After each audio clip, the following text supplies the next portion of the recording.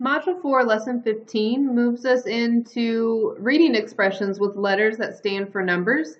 And in order to do that, we need to make sure we have all the vocabulary for all the different operations. So you'll need to copy down this table. And when you copy down this table, you'll be able to use that to begin the lesson in the book. So in addition, we have a sum, add, plus, total, altogether, in all, increased by, more than. All of those words stand for addition. Then for subtraction, we have decreased by, minus, subtract, difference, fewer than, less than, left, how many more, or take away.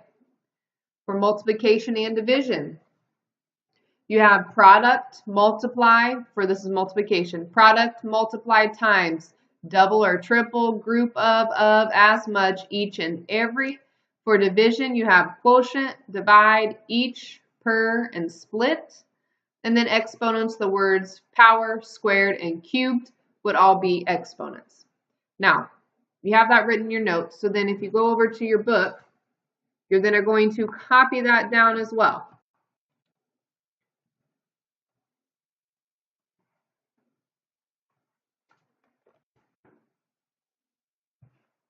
So for addition, we have sum, add, plus.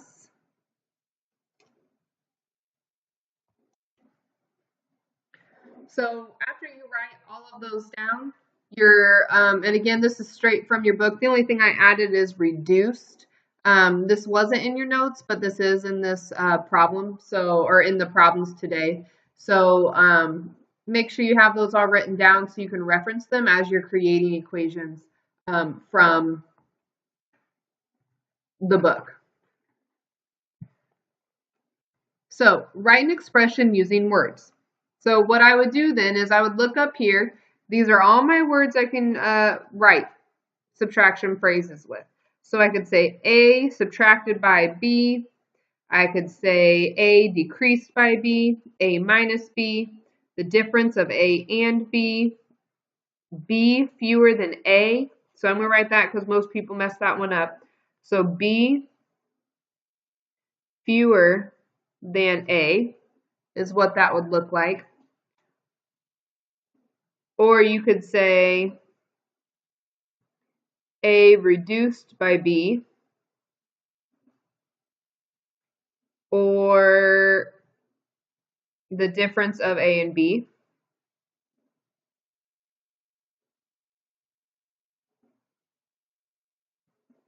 All of those give you the same thing. This one is multiplication, so you could say the product of X and Y.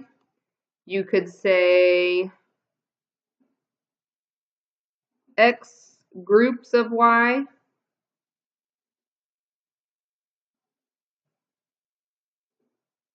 Or you could say X multiplied by Y.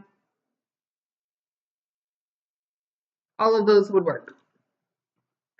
Now, this is where it gets a little bit more complicated because now you have to make sure you're following the order of operations.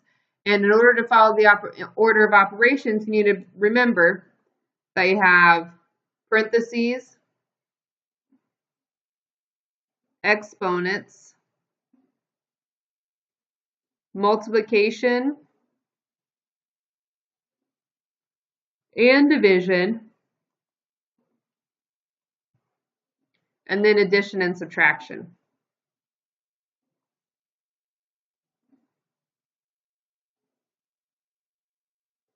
So when I look at this, I need to make sure I'm following all of those rules. So we have 4F plus P. So what I could say would be the sum for my addition of the product of 4 and F and P.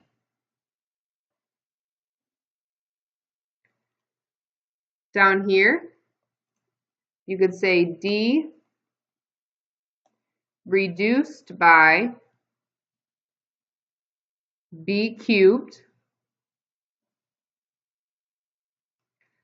This one is even trickier, but we have 5 times the quantity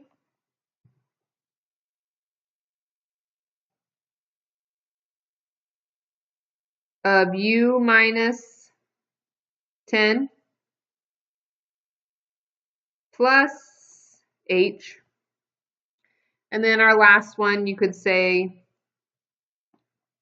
the quotient of 3 and the sum d and f.